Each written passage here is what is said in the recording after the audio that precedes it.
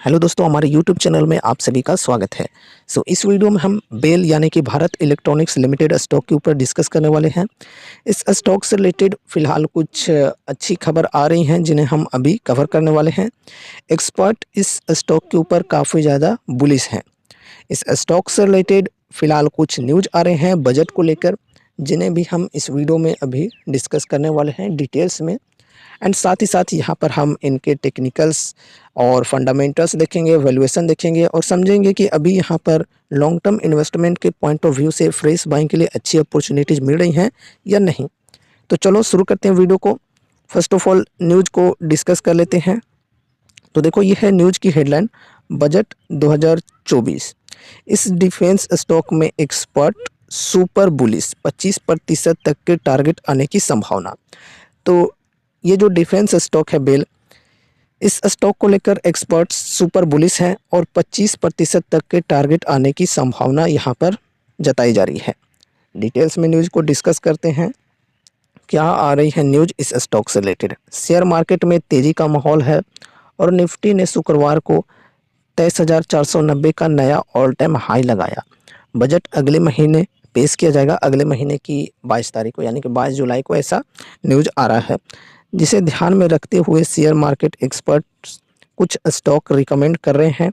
इस stock recommend में कई एक्सपर्ट्स बेल के शेयर खरीदने की सलाह दे रहे हैं। ठीक है, बेल की शेयर को खरीदने की सलाह दे रहे हैं ये एक्सपर्ट्स। आगे बढ़ते हैं। प्रधानमंत्री नरेंद्र मोदी के लगातार तीसरे कार्यकाल के लिए सत्ता में लौटने के साथ ही ट्रेडर्स आगामी बजट पर उत्सुकता से नज़र रख रहे हैं, जो नवगठित सरकार के लिए पहली बजट घोषणा होगी। बजट से पहले मोतीलाल ओसवाल फाइनेंशियल सर्विसेज के राहुल शाह ने निवेशकों के लिए अपना पसंदीदा स्टॉक पिक शेयर किया है। शाह ने बजट से पहले रक्षा क्षेत्र से सरकारी कंपनी भारत इलेक्ट्रॉनिक यानी कि बेल को अपना टॉप पिक बताया। उन्होंने इस स्टॉक को खरीदने की सलाह दी। तो यहाँ पर जो शाह जी हैं, यहाँ पर हमने देखा मोतीलाल ओसवाल फाइनेंशियल सर्विसेज के राहुल शाह, तो इन्होंने निवेशकों के लिए अपना पसंदीदा स्टॉक पिक बताया है, जो कि यहाँ पर ये है share BEL Bharat Electronics Limited. आगे बढ़ते हैं। यहाँ पर खरीदारी की रिकमेंडेशन दी जा रही है शाह जी के द्वारा। भारत इलेक्ट्रॉनिक्स लिमिटेड भारत सरकार के रक्षा मंत्रालय के तहत एक नवरत्न सार्वजनिक उपक्रम है। यह सेना, नौसेना और वायुसेना के लिए अत्याधुनिक इलेक्ट्रॉनिक प्रोडक्ट्स और सिस्टम बनाती है। ये तो आपको पता होगा ही। डिफेंस सेक्टर के परिदृश्य पर टिप्पणी करते हुए शाह ने कहा कि 2014 से 2024 तक मोदी सरकार का खर्च जिस तरह रहा है, उससे सरकार 105 सीएजी खर्च कर रही है। ठीक है, तो पहले के मुकाबले में जो सरकार है वो ज़्यादा खर्च कर रही है, इस प्रकार की न्यूज़ आ रही है। जो 2014 से 2024 तक खर्च किए गए हैं डिफेंस सेक्टर में, उसके मुकाबले में अभी सरकार और भी ज़्यादा खर्च करने वाली है। ठीक है, शाह ने कहा वैश्विक मोर्चे पर भी रक्षा पर खर्च बढ़ रहा है। भारत में भी रक्षा क्षेत्र पर खर्च बढ़ने की संभावना है। पिछले एक साल में पूरे रक्षा क्षेत्र में शानदार गति देखी गई है। तो यहाँ पर पूरा मतलब ग्लोबल अगर हम बात करें, वैश्विक मोर्चे पर भी जो डिफेंस सेक्टर है इनके अंदर खर्चे बढ़ रहे हैं और भारत में भी रक्षा क्षेत्र पर खर्च बढ़ने की संभावना है, यहाँ पर ये बताई जा रही है। पिछले एक साल में पूरा रक्षा क्षेत्र में शानदार गति देखी गई है। सही बात है। शाह ने भारत इलेक्ट्रॉनिक्स लिमिटेड पर कहा कि कंपनी के तिमाही आंकड़े बहुत मजबूत रहे हैं और साथ ही प्रबंधन की टिप्पणी भी उत्साहजनक रही है। तो चलो, जो मैनेजमेंट की गाइडेंस है वो भी पॉजिटिव देखने को मिली है। एंड जो इनकी रिजल्ट आई है हाल फिलहाल ही Q4 की, वो भी बेहतरीन आई है। यहाँ पर देखो हमें कंसिस्टेंसी देखने को मिल रही है। पिछले कुछ सालों में देखोगे तो जो sales growth and profit growth है कंपनी की, वो बहुत ही बेहतरीन और कंसिस्टेंसी के साथ बढ़ते हुए नज़र आ रहे हैं। आगे बढ़ते हैं। शाह ने कहा जिस तरह से शेयर का कारोबार हो रहा है उसमें मौजूदा लेवल से 25% की तेज़ी की संभावना है। हालांकि पिछले 3-4 दिनों में शेयर में काफ़ी तेज़ी आई है, लेकिन शेयर आसानी से 350 रुपये का लक्ष्य हासिल कर सकता है। ठीक है, तो यहाँ पर 25% का टारगेट दिया जा रहा है फ़िलहाल के लेवल से, और यहाँ पर जो प्राइस है वो यहाँ पर बताया जा रहा है 350। ठीक है, आसानी से यहाँ पर कहा जा रहा है कि 350 रुपये का लक्ष्य हासिल कर सकता है। भारत इलेक्ट्रॉनिक्स का मार्केट कैप 2,26,274 करोड़ रुपए है, और यह बीएसई पर S&P BSE 100 का कंपोनेंट है। बीएसई एनालिटिक्स के अनुसार कंपनी के शेयर ने पिछले सप्ताह 9.34%, पिछले महीने 34%, पिछले 3 महीनों में 58%, पिछले 6 महीनों में 88.87% और पिछले साल 155.19% का रिटर्न दिया है। काफ़ी काबिले तारीफ़ है। पीएसयू स्टॉक्स में उतना पहले दम नहीं था जितना अब यहाँ पर दम हो गया है। बीएसयू डेटा के अनुसार BEL यानी कि बेल के शेयर की कीमत पिछले 2 वर्षों में 285%, पिछले 3 वर्षों में 512% और पिछले 5 वर्षों में 739% बढ़ी है। बीएसई पर BEL के शेयरों की 52 सप्ताह की रेंज 323 और 117.95 रुपये है। मतलब 52 वीक हाई का लेवल यहाँ पर ये बताया जा रहा है 323 और लो है 117। तो सोच सकते हो कि यहाँ पर पिछले 1 साल में ही इन्वेस्टर्स को काफ़ी बढ़िया रिटर्न्स मिल चुके हैं। ठीक है, यहाँ पर न्यूज़ को हमने डिस्कस कर लिया है। न्यूज़ काफ़ी पॉजिटिव है, एक्सपर्ट के तरफ से यहाँ पर पॉजिटिव टारगेट्स दिए जा रहे हैं। 25% की यहाँ पर संभावनाएं जताई जा रही है और लेवल यहाँ पर बताया जा रहा है 350 तक का।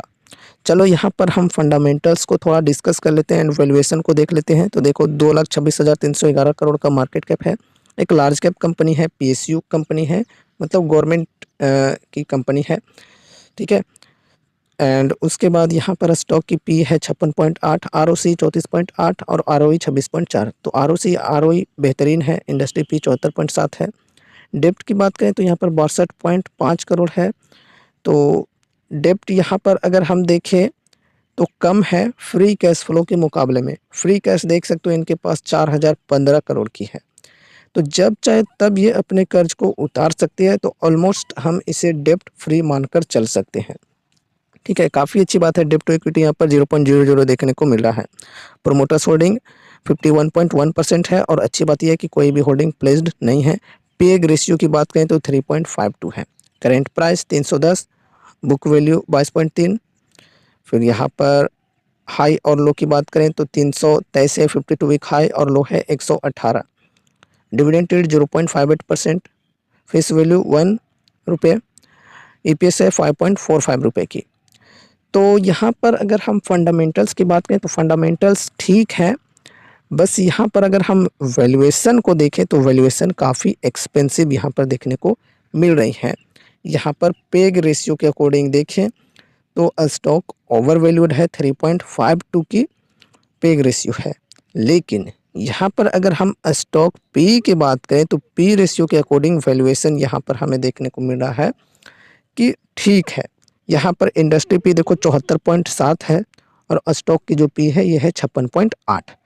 तो पी रेशियो के अकॉर्डिंग वैल्यूएशन ठीक है, लेकिन पेग रेशियो के अकॉर्डिंग देखें तो स्टॉक अभी ओवर वैल्यूड है।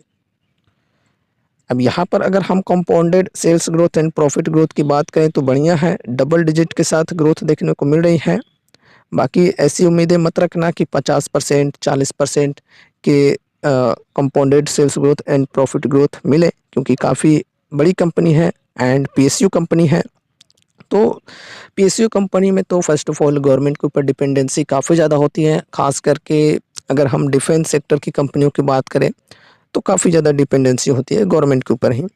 ठीक है, बाकी स्टॉक प्राइस CAGR की बात करें तो देख सकते हो काफ़ी बेहतरीन है, बहुत बेहतरीन डबल डिजिट है और 1 साल में यहाँ पर देख सकते हो 147%, यहाँ पर ट्रिपल डिजिट है। फिर यहाँ पर रिटर्न ऑन इक्विटी की बात करें तो यहाँ पर भी डबल डिजिट है, ये भी बढ़िया है। अब हम इनके चार्ट के ऊपर डिस्कस करते हैं। सभी चीज़ों को तो हमने समझ लिया, फंडामेंटल्स अच्छे हैं, वैल्यूएशन थोड़ी सी यहाँ पर हमें हाई देखने को मिल रही है, पिग रेशियो के अकॉर्डिंग ओवर वैल्यूड है स्टॉक। पी रेशियो ठीक है इंडस्ट्री के मुकाबले में, लेकिन यहाँ पर देखो प्राइस हम अगर देखें तो प्राइस अभी लगभग ये 52 वीक हाई के लेवल पर ही है। 52 वीक हाई का जो लेवल है वो 323 का है और अभी ये 309 के लेवल पर ट्रेड कर रही है। तो इस हिसाब से यहाँ पर देखिए तो अभी बाइंग करने का समय सही नहीं है लॉन्ग टर्म के लिए। शॉर्ट टर्म वालों की बात करें तो यहाँ पर देखो जो 52 वीक हाई का लेवल है ये ब्रेक होता है 323 का लेवल, बहुत ही बढ़िया तरीके से यहाँ पर ब्रेकआउट मिलता है तो फिर यहाँ पर कोई ब्रेकआउट ट्रेड ले सकते हैं। इंडिकेशन अगर मिलता है बढ़िया तेज़ी की तभी, ठीक है। और यहाँ पर एक्सपर्ट के मुताबिक बढ़िया तेज़ी आ सकती है, इस प्राइस रेंज से 350 तक जा सकती है, ऐसी चीज़ें यहाँ पर बताई जा रही है। लेकिन हमें सिर्फ एक्सपर्ट की बात सुनकर कहीं भी इन्वेस्टमेंट बिल्कुल भी नहीं कर देनी है। जब तक हमें यहाँ पर सिग्नल ना मिले तब तक हमें कोई ऐसी डिसीजंस नहीं लेने चाहिए। तो यहाँ पर मेरे कहने का मतलब यही है कि जो 52 वीक हाई का लेवल है ये एक स्ट्रॉन्ग रेजिस्टेंस है।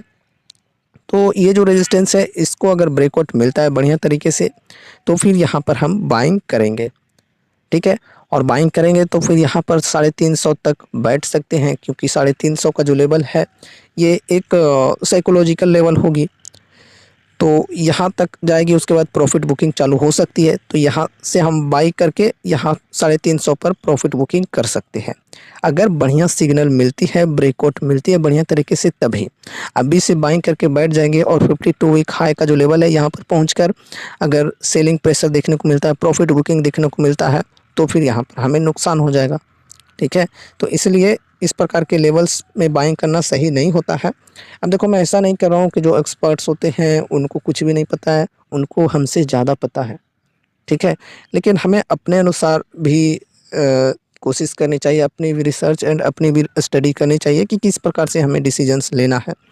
जो लेवल है रेजिस्टेंस का इसको ब्रेकआउट मिलेगा तभी तो बढ़िया तेज़ी आ सकती है, तो उसके लिए हम थोड़ा सा वेट करेंगे, है ना। अभी बाइंग करेंगे तो फिर हम यहाँ पर फंस सकते हैं अगर प्रॉफिट बुकिंग हो गई तो, क्योंकि देखो यहाँ पर जो 230 का लेवल है, जो रिजल्ट डेट में यहाँ पर गिरावट आई थी इतना भयंकर, तो इस लेवल पर जो लोग बाइंग किए होंगे वो लोग अभी तक बैठे होंगे और 52 एक हाई के लेवल पर जाने के बाद प्रॉफिट बुकिंग करेंगे अपने, तो फिर स्टॉक के अंदर गिरावट देखने को मिल सकती है, ठीक है। तो इसलिए कह रहा हूँ कि थोड़ा सा वेट करना चाहिए। और बाकी यहाँ पर अगर प्रॉफिट बुकिंग होती है या फिर जो कोई और भी मार्केट में एक्सटर्नल रीजन की वजह से स्टॉक के अंदर गिरावट आती है, या फिर किसी भी क्वार्टर इनकी जो अर्निंग्स है वो थोड़ी सी वीक देखने को मिलती है और उसके वजह से गिरावट आती है और प्राइस अगर गिरकर इस लेवल पर दोबारा से आ जाती है, तो जो लोग यहाँ पर बाइंग नहीं कर पाए फिर से यहाँ पर बाइंग करने के लिए सोच सकते हैं। अगर प्राइस यहाँ तक आती है तो 230 के लेवल तक यहाँ पर काफ़ी बढ़िया डिस्काउंट भी मिल रही है, 25% से प्लस डिस्काउंट मिल रही है। लेकिन अभी बजट आनी बाकी है, 22 जुलाई का ऐसा यहाँ पर डेट आ रहा है कि 22 जुलाई को बजट यहाँ पर आने वाली है। तो बजट के अंदर उम्मीदें तो पूरी अच्छी खासी हैं कि मतलब डिफेंस सेक्टर के अंदर काफ़ी ज़्यादा ध्यान दिया जाएगा, तो बजट के बाद यहाँ पर बढ़िया तेज़ी आ सकती है, ये चीज़ें हैं। तो यहाँ पर ये लेवल आने की चांसेस काफ़ी कम हो सकती हैं।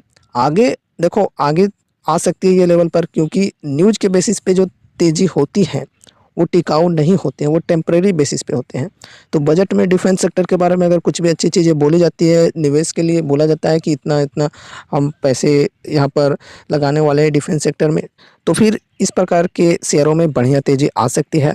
और फिर 52 वीक हाई का लेवल अगर पहले नहीं टूटता है तो बाद में भी टूट सकता है और बढ़िया तेज़ी आ सकती है। शेयर के अंदर 350 का लेवल भी ईजिली पहुँच सकता है और भी बढ़िया यहाँ पर बुलिश मूवमेंट रहा तो फिर 400 के लेवल तक भी जा सकती है आगे, ठीक है। लेकिन देखो कोई चीज़ें गारंटीड नहीं होती है, ये भी आपको ध्यान में रखना है।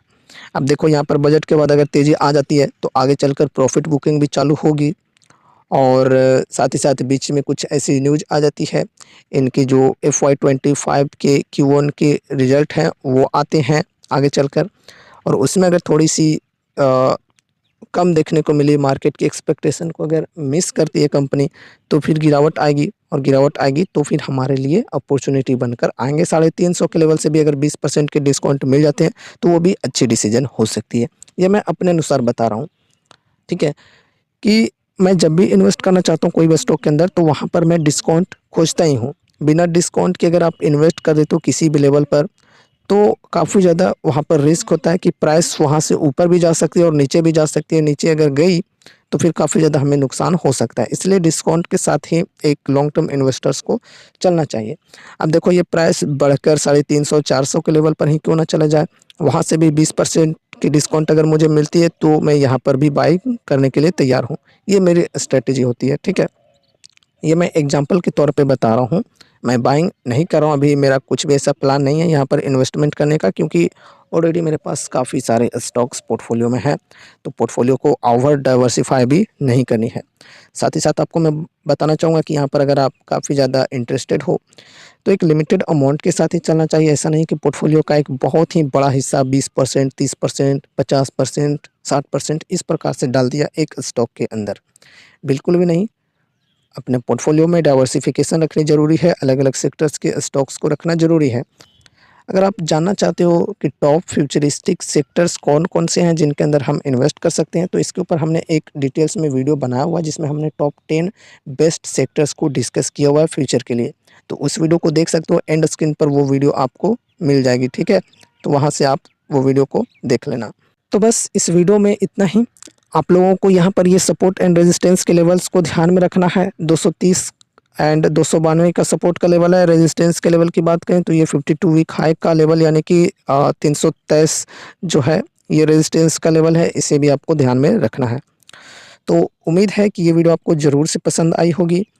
तो इसे लाइक करके चैनल को सब्सक्राइब कर लेना, और साथ ही साथ आप हमारे व्हाट्सएप चैनल के साथ भी ज़रूर से जुड़ जाना, क्योंकि जब भी कोई क्विक अपडेट्स आती हैं, कोई बेहतरीन न्यूज़ आती हैं स्टॉक मार्केट से रिलेटेड, तो वीडियो बनाने से पहले मैं वहाँ पर अपडेट आप सभी को दे देता हूँ। तो क्विक अपडेट्स के लिए आप हमारे व्हाट्सएप चैनल के साथ भी जुड़ सकते हो, बिल्कुल फ्री है, कोई टेंशन ना लो, और लिंक नीचे डिस्क्रिप्शन में आपको मिल जाएगी। तो मिलते हैं अगले नए वीडियोज़ के साथ, तब तक के लिए बाय बाय।